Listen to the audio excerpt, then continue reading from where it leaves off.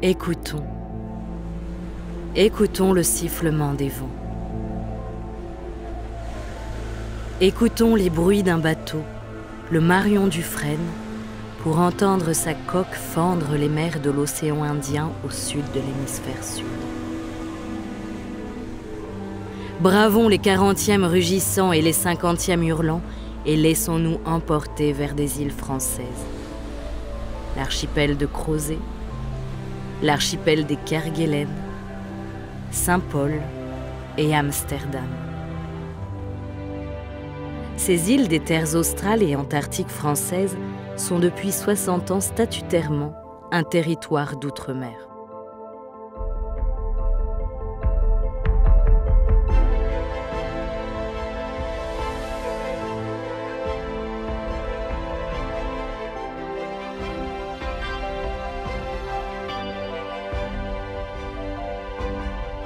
À la fin du XVIIIe siècle et au début du XIXe, l'exploration des terres australes marque la fin des grandes découvertes.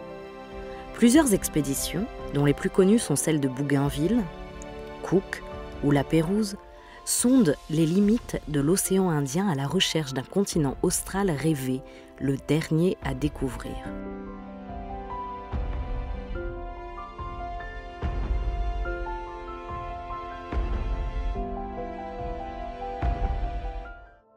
Une impressionnante structure rocheuse prenant la forme d'une arche semble accueillir les navigateurs qui frôlent ces îles.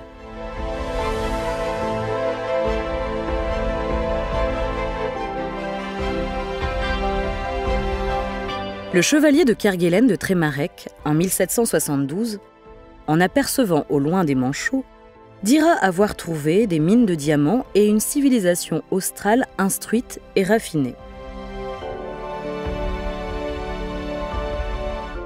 Les témoignages d'autres explorateurs briseront ce fantasme. Kerguelen passera en conseil de guerre et finira au cachot pour ce mensonge. Il n'y a pas de continent austral, mais des îles rudes et inexploitables. L'archipel de Kerguelen sera renommé par Cook les îles de la désolation. D'autres explorateurs fouleront le sol de ces îles indomptables, tels Marion Dufresne et son second, qui donnera son nom à l'archipel de Crozet. Crozet déposera en 1772 un parchemin près d'un cairn pour prouver son passage et matérialiser la prise de possession de l'île. Cook et Kerguelen s'entendront finalement sur une chose. Ces îles n'ont aucun intérêt économique. Les 120 années qui suivront leur découverte les démentiront.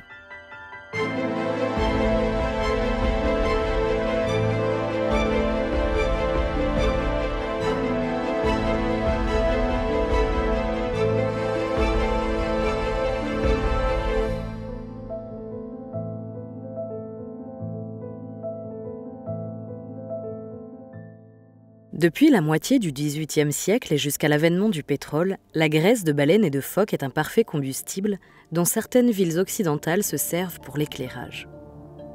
Les crises politiques de l'époque amènent les baleiniers à se tourner vers les mers du Sud pour la chasse. Menée par les membres d'une communauté américaine religieuse, puritaine et pacifiste, les Quakers de Nantucket, la chasse semble avoir débuté dès 1792. Les navires américains, anglais et plus rarement français se succèdent alors pendant plus d'un siècle. Les hommes qu'ils emmènent sont les premiers habitants des terres australes.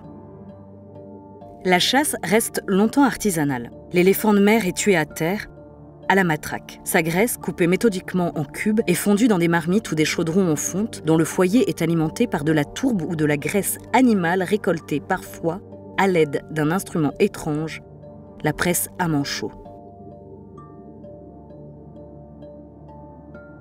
Ces opérations se passent sur la plage ou directement sur les navires. La pêche à la baleine se pratique, elle, en canot, à la lance et au harpon.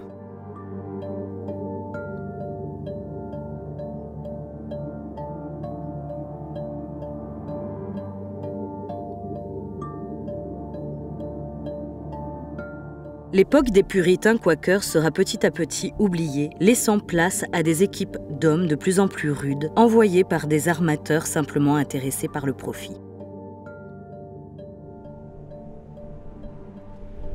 2 sites témoignent de la vie de ces chasseurs.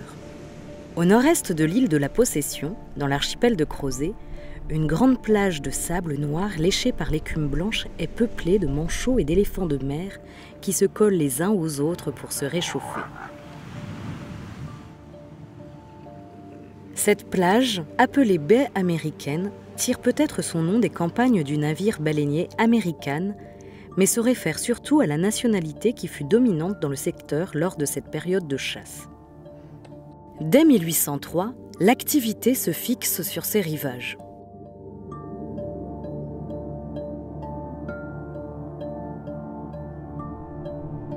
En longeant la plage de la baie américaine, on découvre un petit vallon connu sous le nom de la vallée des Fauquiers, où se trouvent les vestiges de 3 habitations.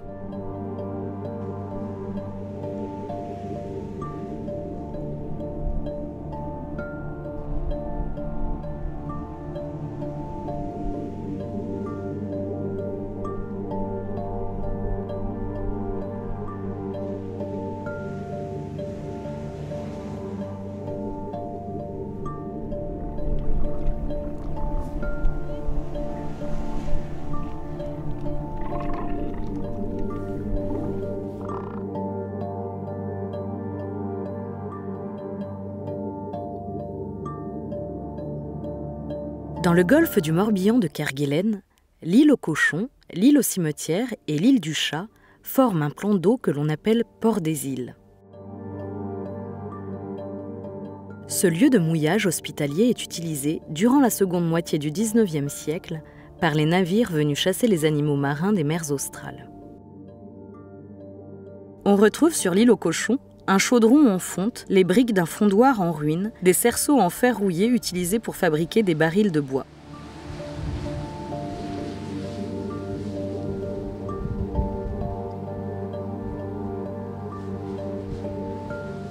Avec le temps, la violence des éléments a détruit ces vestiges qui nous racontent la rude vie de ces chasseurs laissés sur les côtes pendant de longs mois.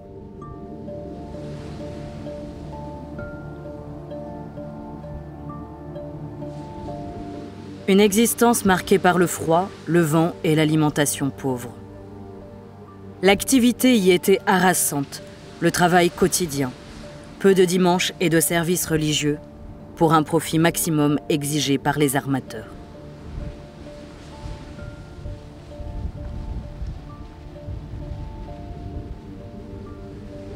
Certains chasseurs viennent avec leurs femmes. Sur ces îles, on naît parfois, on meurt souvent.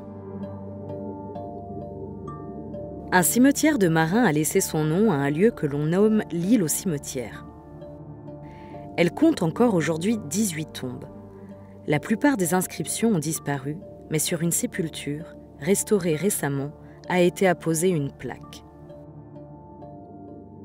Celle-ci nous offre le témoignage émouvant de la disparition d'un enfant et de son souvenir qui se perpétue à travers le soin apporté à l'entretien de ces monuments funéraires.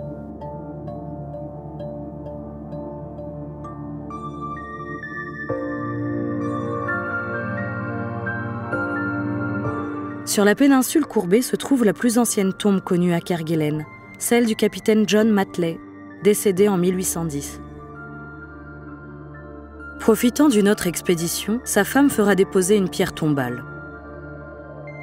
On peut y lire l'inscription « Adieu, vain monde, je t'ai assez vu, et maintenant j'ai dédaigne ce que tu dis de moi. Tes regards carmés ou courroucés ne m'émeuvent plus depuis que ma tête repose et que j'ai trouvé le calme. Ne tombe pas dans les défauts que tu m'as connus. Occupe-toi de ta maison, tu y trouveras assez à faire. »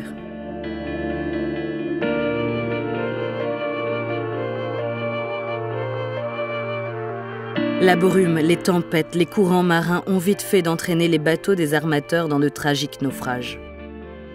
Les récits de certains de ces rescapés ont également contribué à faire connaître du grand public ces îles de désolation. Sur la péninsule, aujourd'hui appelée Pointe-Charlotte, les vestiges de la cabane de Hope Cottage témoignent de l'histoire incroyable du jeune Anglais John Noon et de ses 4 compagnons, échoués à Kerguelen entre 1825 et 1829. John Noon écrit au jour le jour sa mésaventure dans les marges d'une Bible avec de la bile d'albatros en guise d'encre.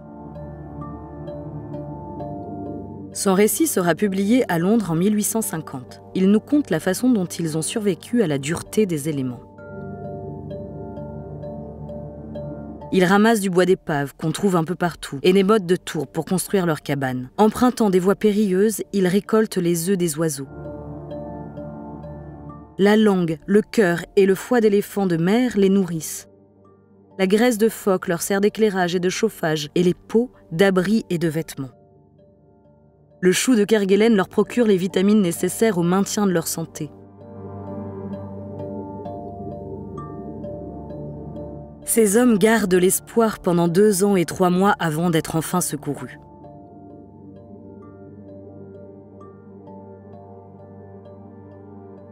Ce récit incroyable et les objets personnels retrouvés dans la cabane, tels qu'une pipe sculptée dans l'ivoire d'une canine d'éléphant de mer, témoignent d'une volonté de survivre en gardant son humanité.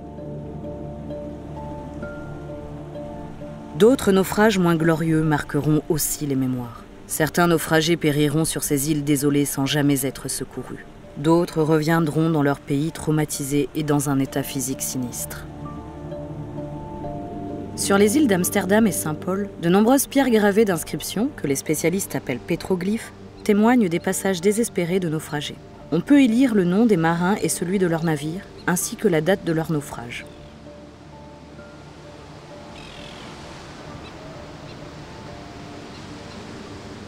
C'est le cas du Vellore, perdu le 2 septembre 1865 à la pointe de la Recherche sur Amsterdam. L'œuvre du temps et le frottement des otaries qui se prélassent sur ces pierres accélèrent la disparition de ces inscriptions.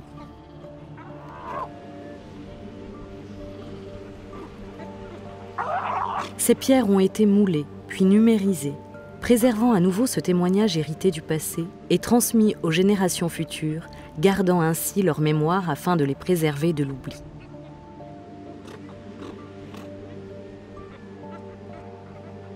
Devant ces traces humaines si fragiles et impuissantes, face à la force imperturbable des éléments, des réponses sont alors susurrées au genre humain. L'homme a voulu révéler au monde ces mystérieuses terres australes. Mais en vérité, est-ce que ce ne sont pas plutôt ces terres qui ont révélé les hommes à eux-mêmes ?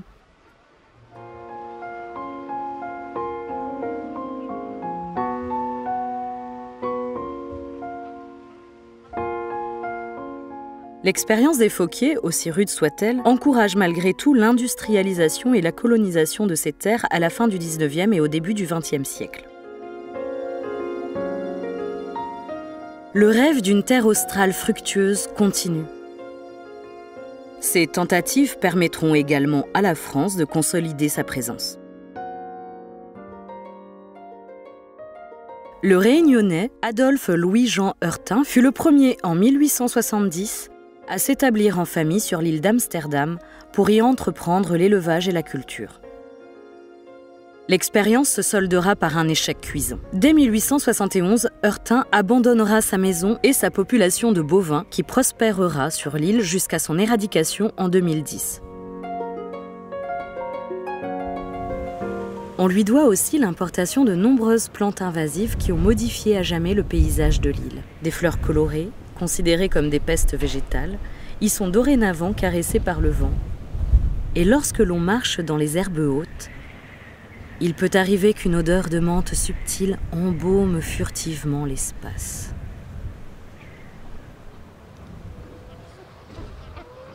Sa brève tentative a laissé des ruines observées dès 1873 par un navire de passage.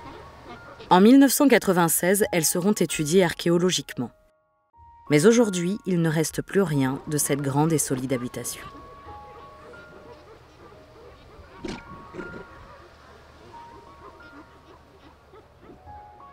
Mais le rêve le plus fou est celui des frères Bossière, armateurs havrés, qui, en 1893, obtiennent du gouvernement français une concession d'exploitation des terres australes pour 50 ans.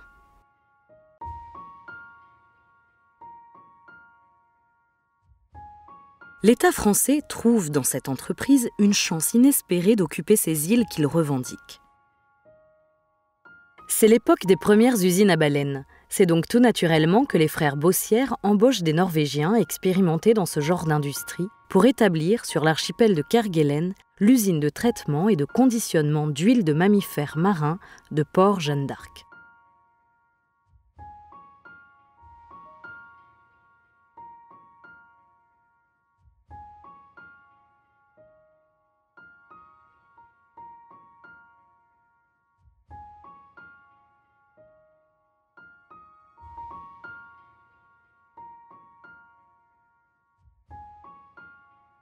Dès 1908, l'usine commence à tourner. Une centaine de Norvégiens sont laissés à terre et s'organisent en petits villages situés près d'un joli torrent, qui reste aujourd'hui le seul mouvement d'un site figé par le temps. Un puissant phare est placé sur l'îlot Meuret. En 1912, les frères Bossière installent aussi au nord de l'archipel, à Port-Couvreux, une équipe de 4 bergers et ramènent des moutons d'Amérique du Sud. Après une interruption durant la Première Guerre mondiale, la station baleinière et la bergerie, qui avaient été évacuées, redémarrent leurs activités. Port Jeanne d'Arc est repris par une société moitié sud-africaine, moitié norvégienne, toujours sous l'égide des Bossière.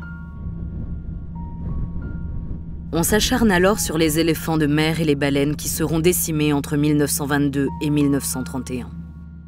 À Port-Couvreux, des bergers improvisés se succèdent dans des conditions de vie de plus en plus précaires.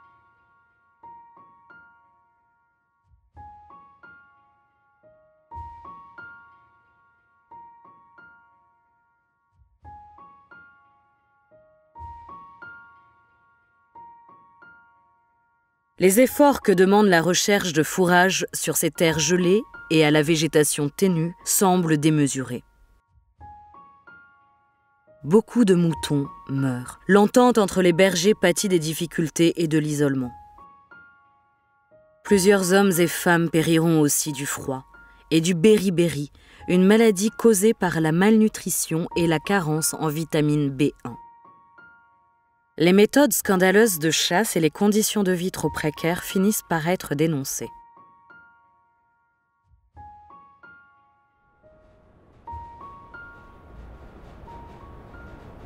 Port Jeanne d'Arc, concurrencé par les navires-usines, ferme définitivement en 1926.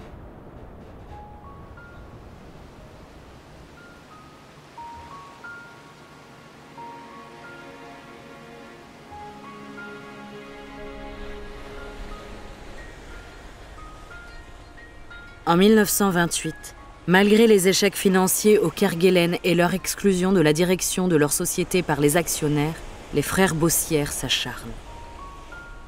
Ils se lancent dans une entreprise qui finira en véritable tragédie humaine, la mise en place d'une langousterie sur l'île Saint-Paul. En 1929, des Bretons et des Malgaches sont recrutés pour faire fonctionner une usine de pêche et de mise en conserve. Les résultats de la première campagne sont prometteurs. L'usine résiste à son premier hiver austral grâce à une équipe réduite restée sur place, malgré l'absence de médecins ou d'infirmiers. Pendant l'hiver austral de 1930, un nouveau groupe reste sur l'île pour garder les installations. On leur promet un bateau ravitailleur qui ne viendra jamais. Quand 9 mois plus tard, le bateau de la nouvelle campagne revient, 4 des 7 gardiens sont morts. Un bébé né sur l'île succombera à 8 semaines. Les survivants deviendront, à leur retour, les oubliés de Saint-Paul. Comment admettre que l'on puisse, au XXe siècle, encore succomber au scorbut, comme à l'époque des grandes explorations ? Malgré tout, la campagne d'été reprend. Une centaine de Malgaches, hommes et femmes, travaillent sous la direction de quelques ménages bretons. En 1931, un inspecteur des pêches constate les conditions de vie affligeantes dans lesquelles vivent les pêcheurs, et notamment les Malgaches. La promiscuité, l'hygiène et l'alimentation y sont déplorables. Survient alors une épidémie de béri-béri ravageuse. Un appel au secours est lancé. Les pêcheurs de Saint-Paul sont tous rapatriés sur Madagascar. On en profite pour ramener également les bergers de Port-Couvreux. 42 personnes auront laissé leur vie dans ce drame. Le fantasme austral des frères Bossière s'achève ainsi. Eux-mêmes finiront accablés par le scandale et ruinés.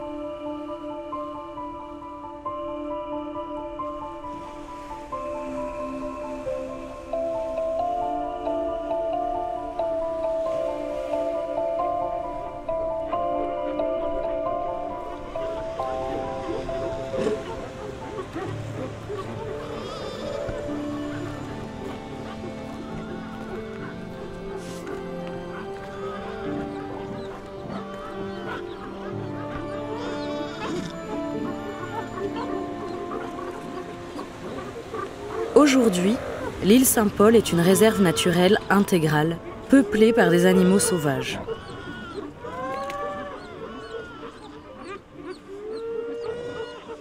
Le cri d'otarie féroce, gardienne des lieux, résonne dans les vestiges de la langousterie.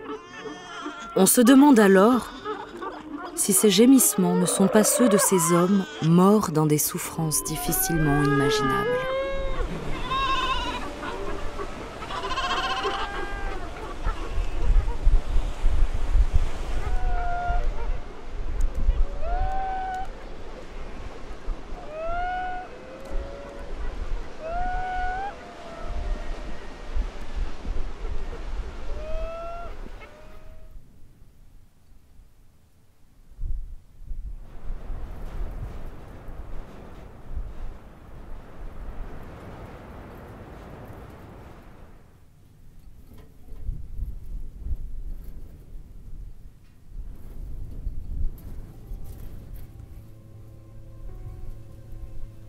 Sur Port-Jeanne d'Arc, les crissements de l'atoll rouillé envoûtent encore les rares visiteurs témoins de la fin d'une chimère.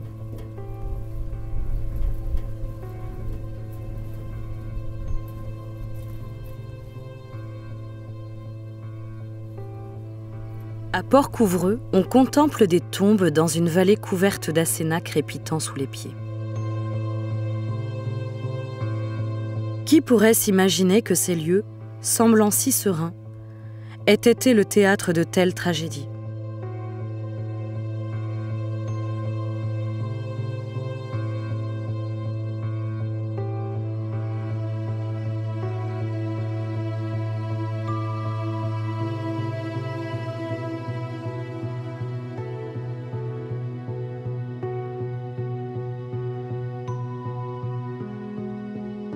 Cette concession bossière aura malgré tout contribué à affirmer la présence française, car un siècle après leur découverte, ces terres n'appartiennent officiellement à aucune nation.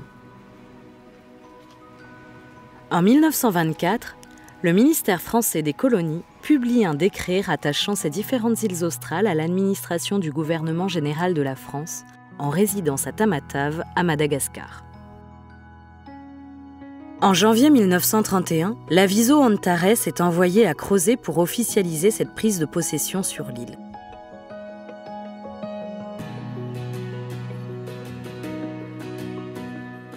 À Kerguelen, le commandant Perrault préside une cérémonie de prise de possession sur l'île aux cochons et une autre dans la baie américaine à Crozet.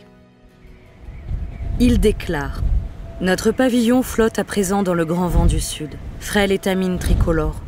Combien de temps résisteras-tu à ce vent farouche? Combien de temps garderas-tu vivant sur ta hampe solitaire le symbole de ton pays? » En janvier 1939, l'aviso Bougainville est envoyé à son tour à Crozet. Une cérémonie est organisée sur l'île de la Possession, près d'une impressionnante manchotière. Une borne portant une plaque de bronze est mise en place au-dessus de la baie du Marin.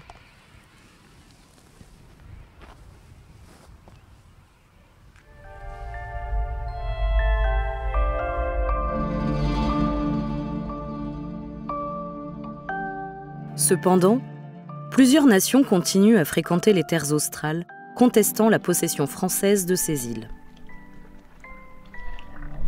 Des corsaires allemands visitent les îles pendant la Deuxième Guerre mondiale. On en retrouve la trace sur la rive du bassin de la Gazelle, près de Port-Couvreux.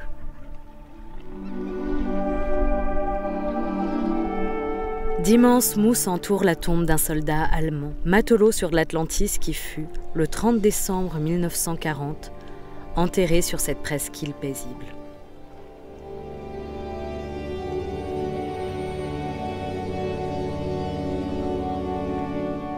Les Australiens naviguent aussi dans les parages. Pendant cette même guerre, ce sont eux qui coulent le navire Alberta au port des îles pour éviter qu'il ne tombe dans les mains de l'ennemi. L'épave de cet ancien caboteur belge gît pour toujours face à l'île aux cochons. Finalement, la destinée des TAF est scellée au lendemain de la guerre par une évolution des règles internationales de souveraineté territoriale. Les puissances doivent occuper les territoires qu'elles revendiquent.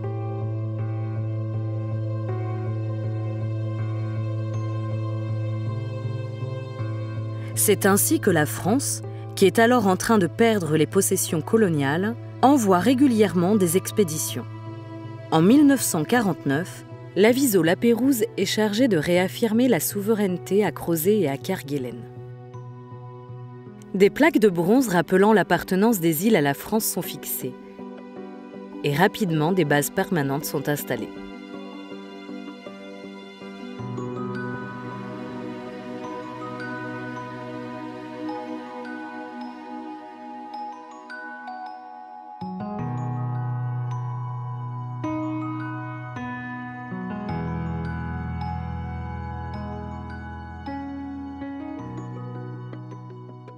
Dès l'Antiquité, le mythique continent austral interpelle les savants et les philosophes. Les grands explorateurs du XVIIIe siècle entraîneront régulièrement des scientifiques dans leurs aventures, dans le but de faire progresser la connaissance du monde qui s'agrandit sous leurs yeux.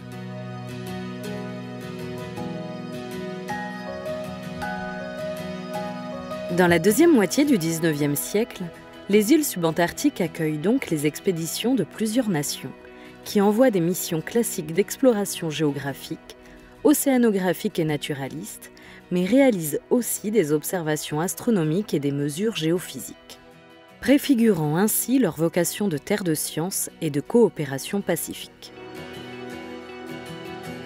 Plusieurs vestiges témoignent ainsi de missions internationales d'observation du passage de Vénus devant le Soleil, en décembre 1874.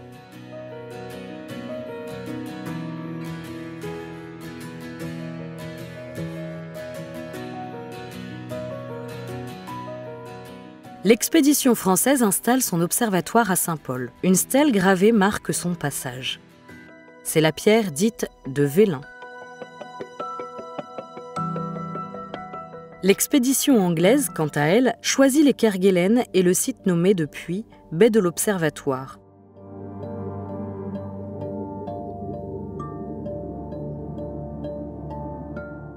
On y retrouve le débarcadère et un chemin bordé de pierres qui conduit aux installations.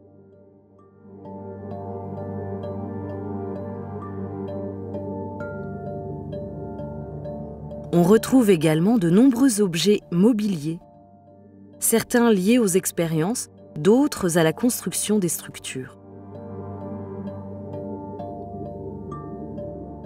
Le plus étonnant quand on pose le pied sur cette baie, ce sont les innombrables bouteilles de verre qui jonchent le sol couvert sommairement d'acénat, laissant imaginer les stratagèmes utilisés par ces scientifiques pour lutter contre le froid et la solitude.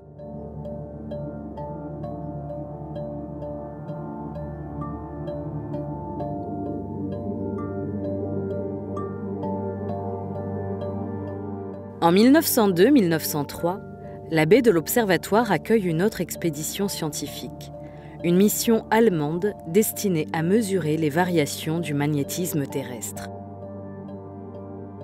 Les vestiges comprennent plusieurs structures, dont la maison d'habitation construite à l'emplacement de celle des Anglais et plusieurs stations de mesure.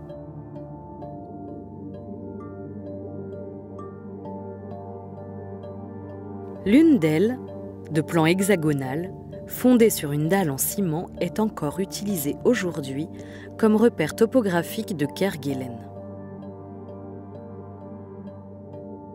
Un siècle plus tard, une plaque est déposée sur le site pour commémorer la mort du chef de l'expédition, Joseph Eisenserger, pionnier de ces terres de science.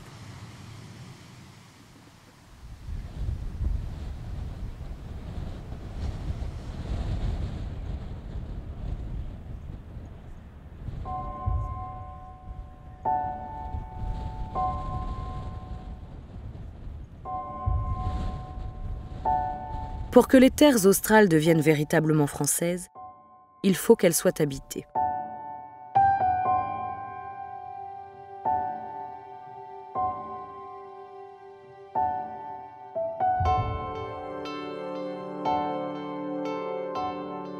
L'État français implante donc des bases permanentes à Amsterdam et en Terre Adélie en 1950, à Kerguelen en 1951 et à Crozet en 1962. En 1955, les terres australes et antarctiques françaises deviennent un territoire d'outre-mer. Mais l'expérience passée a fixé une limite jamais dépassée. Les îles subantarctiques françaises sont définitivement trop éloignées d'autres terres habitées pour une société humaine traditionnelle. Les bases sont certes habitées en permanence, mais par des équipes renouvelées annuellement ou sur des périodes plus courtes pour assurer différentes fonctions.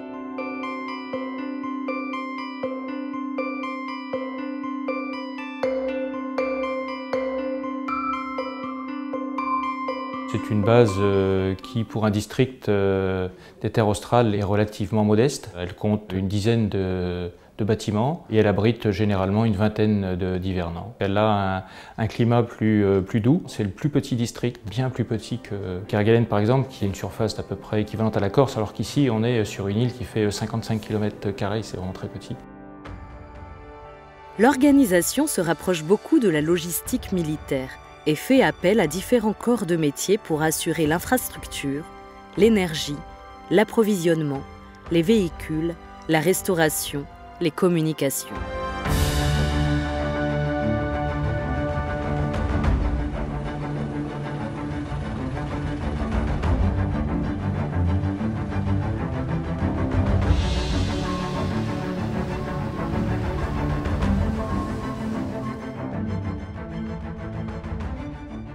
Des préfabriqués métalliques, les fiodes, d'après le nom de leur concepteur, ont longtemps servi d'abri. Il y a eu effectivement des fiodes, donc du tout début des années 50, puisque la première installation date précisément de 1950, avec justement Martin de Viviès. C'était à l'époque une base plutôt à vocation météo. Dans des districts comme celui de Kerguelen, on trouve encore des fiodes. Tout a été construit en fait par période. La première période, c'est ce qu'on appelle les fiodes. C'est ces structures métalliques, semi-métalliques qui sont un peu réparties dans la base encore actuellement. Il n'y en a plus que 3 en place.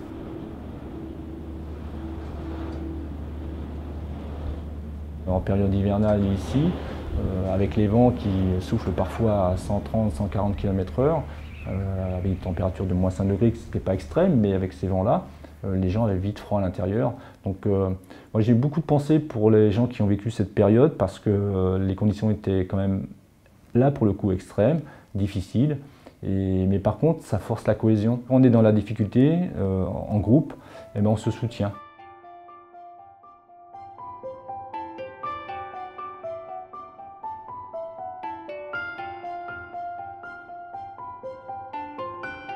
La base, elle date des années 63. La base ici, Alfred Fort. Auparavant, c'était sur la baie du Marin, ce qui s'appelait également la crique du navire. Cette base est composée essentiellement de zones de vie, de zones d'hébergement et de zones techniques. Les zones de vie, c'est principalement la Vicom, dans laquelle on retrouve les cuisines, la restauration, le bar. C'est là où on se retrouve en général en dehors des heures de travail et le week-end. Et en soutien, on a également un hôpital, dans lequel il y a un médecin qui a la lourde tâche d'assurer l'intégrité des personnes sur base.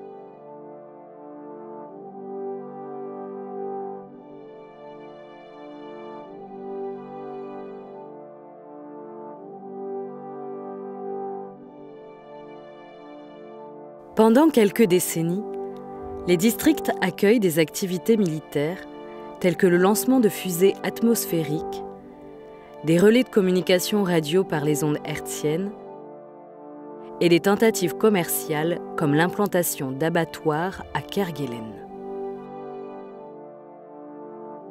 De nos jours, les principales fonctions des bases australes et antarctiques sont la recherche scientifique et la protection de l'environnement.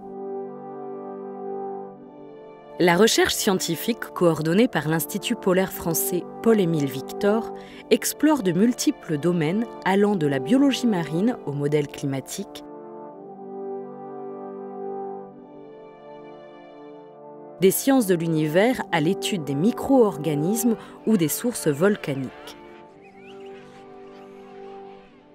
La protection de l'environnement, notamment la faune et la flore, est régie par le cadre juridique de la réserve naturelle des terres australes françaises.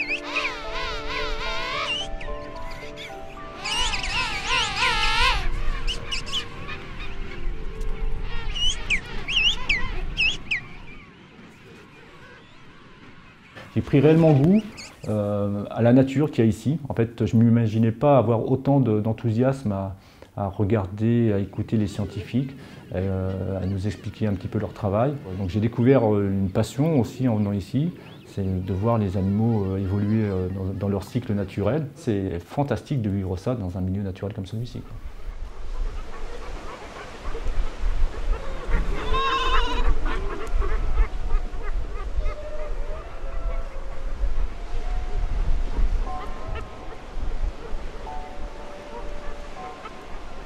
Aujourd'hui, les animaux marins ne sont plus massacrés, mais au contraire étudiés et protégés.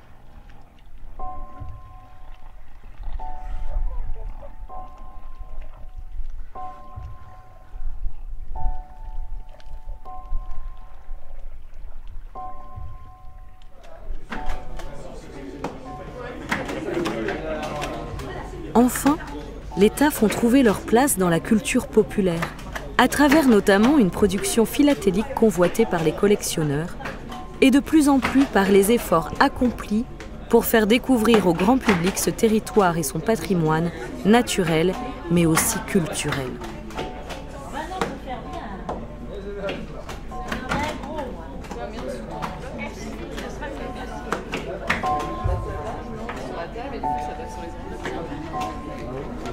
La vie des bases s'écoule maintenant depuis 60 ans, laissant son lot d'anecdotes fortes. Une forme de culture et certaines traditions se sont ainsi établies naturellement et témoignent d'un mode de fonctionnement spécifique à ces petites colonies éphémères. Les tableaux de mission, sortes de trombinoscopes réalisés comme des chefs-d'œuvre artisanaux, sont exposés dans les salles communes des bases, appelées Vicom. Ils rendent hommage à tous les hivernants qui se succèdent sur place depuis 6 décennies.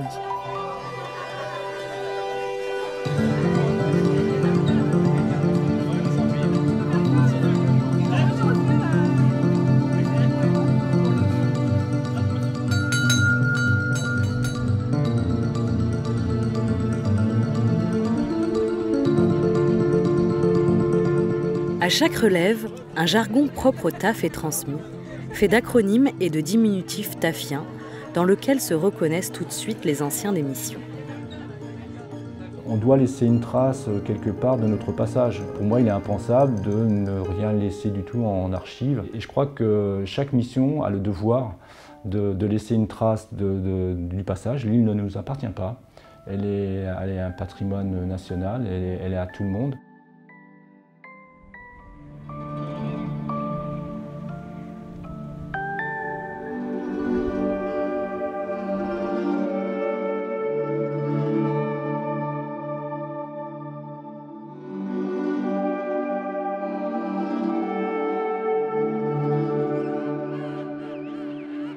Aujourd'hui encore, on accède aux terres australes uniquement par voie maritime.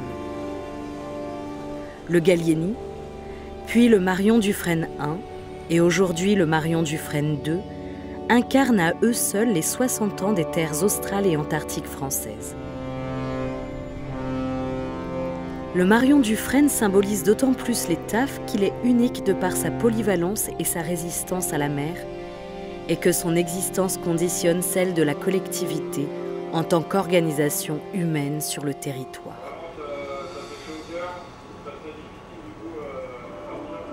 La vie dans les TAF est une expérience humaine très forte.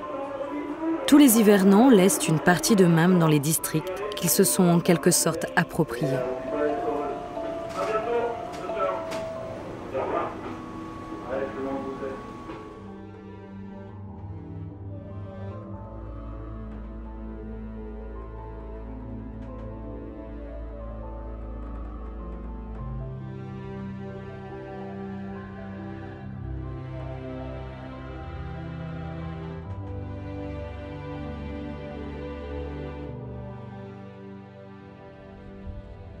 Alors comment garder la mémoire de cette culture des terres australes quand le cycle naturel en estompe aussi efficacement les traces? Sous les effets du vent, de la pluie, du froid et de la présence d'animaux, ce patrimoine est condamné à disparaître rapidement et inexorablement.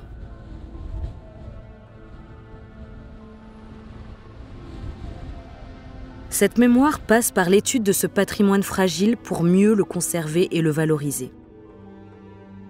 Depuis plus de 20 ans, les TAF se sont donnés pour mission de protéger les témoignages de leur courte histoire afin de transmettre cette mémoire aux générations futures. Le patrimoine culturel permet de retracer l'évolution des mentalités et l'apparition d'une prise de conscience, et de mieux protéger le patrimoine naturel, dans la mesure où la présence humaine a bouleversé les équilibres qu'elle s'efforce aujourd'hui de rétablir.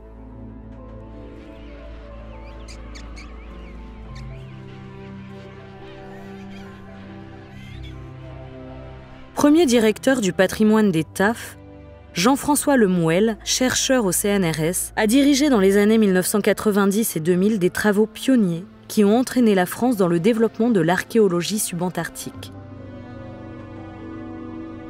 Ce travail a permis de rassembler et de conserver des artefacts, de fouiller et de restaurer des bâtiments, de relever et de numériser des sites, de collecter et d'étudier des archives, des photographies, des témoignages oraux.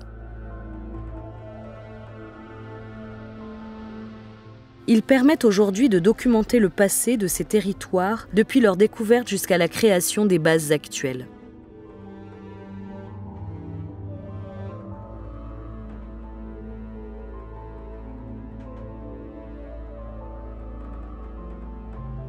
Certes, il s'agit d'une histoire courte, mais toute trace du passage d'êtres humains dans ces terres inhospitalières acquiert une aura particulière. Ce patrimoine révélé par l'archéologie ne ressort pas de l'étrangeté d'une société lointaine. Il est celui de la civilisation occidentale contemporaine, de ses progrès et de ses contradictions. Il témoigne par exemple de l'évolution des mentalités entre les débuts de la révolution industrielle, marquée par la surexploitation des animaux marins des mers froides, et notre époque bien plus sensible à la protection de l'environnement et la sauvegarde de la biodiversité.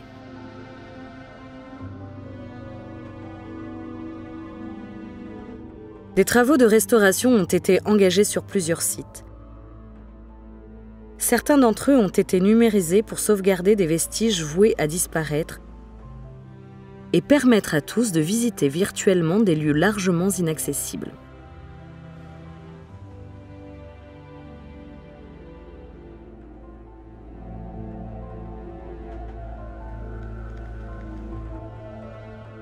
La mission Obélix est ainsi entreprise en 2006 pour restaurer le fondoir à graisse de la vallée des Fauquiers.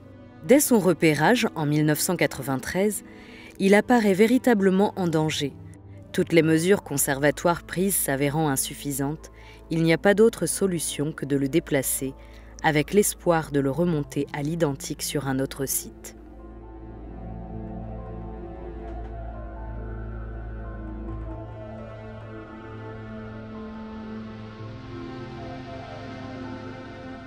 Le chaudron est embarqué sur le Marion Dufresne à destination de l'île de la Réunion, puis acheminé vers le laboratoire de conservation, restauration, recherche de Draguignan.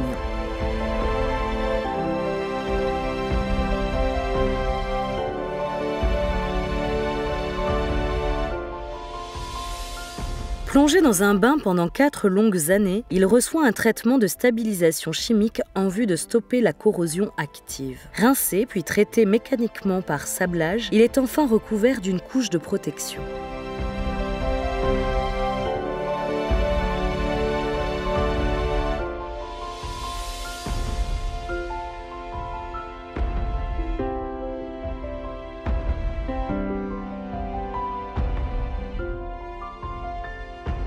Le chaudron a été numérisé, comme l'a été fin 2010 l'ensemble du site de la vallée des Fauquiers.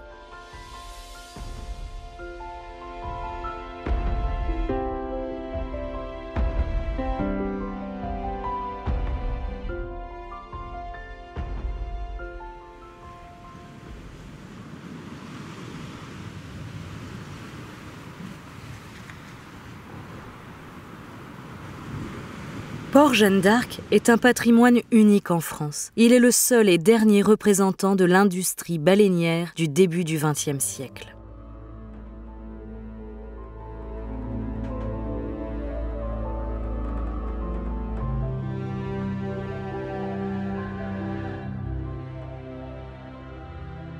Bien que solidement construite pour résister aux conditions climatiques face auxquelles elle a tenu bon pendant près de 100 ans, la station est aujourd'hui au bord de la ruine définitive.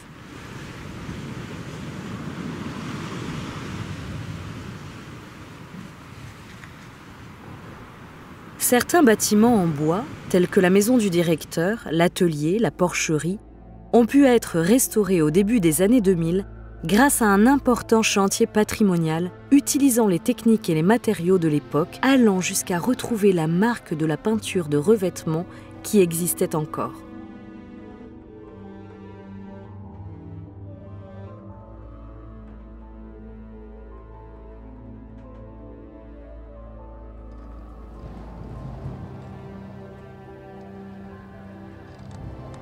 En revanche, les structures métalliques, attaquées par une corrosion irréversible et condamnées à disparaître, ont été numérisées en 2010. L'acquisition des données, réalisée en 3 dimensions et haute définition, a été suivie d'un important traitement informatique aujourd'hui achevé.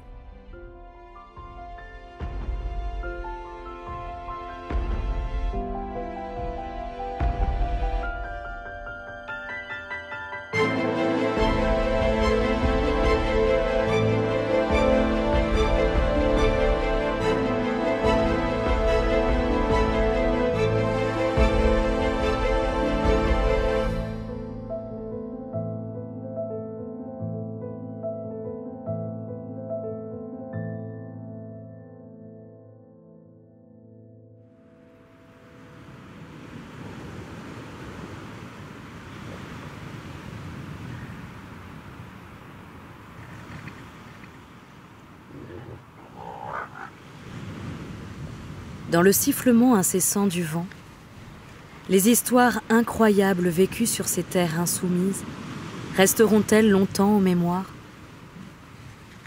Il ne tient qu'à nous de les transmettre. Si nous restons fascinés par ces îles malgré leur inhospitalité, c'est peut-être parce qu'elles nous poussent à la fois à retrouver les fondements de notre humanité et à nous réinventer afin de nous accomplir nous-mêmes.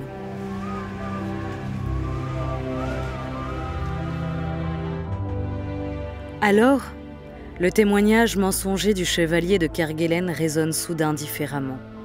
Lui, qui n'avait foulé ces terres que dans son imagination. Si l'on considère la latitude des terres reconnues, on ne peut s'empêcher de leur attribuer la plus douce et la plus heureuse température, ainsi que la plus grande fertilité. Tout ce que les yeux ont pu reconnaître est entrecoupé de bois et de verdure, ce qui semble annoncer un pays peuplé et cultivé avec réflexion.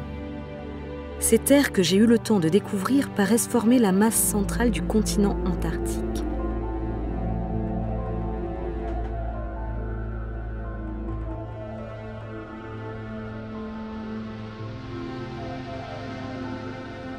la latitude permet toutes les productions végétales de la métropole.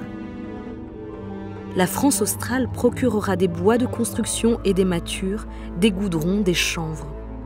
Ce sera très facile d'y établir des salines. Il n'est pas douteux qu'on trouvera des mines de toute espèce, au moins du cuivre, du fer et du plomb. On peut trouver dans les latitudes froides des diamants, des rubis, des saphirs, des émeraudes. On y trouvera peut-être même des hommes nouveaux.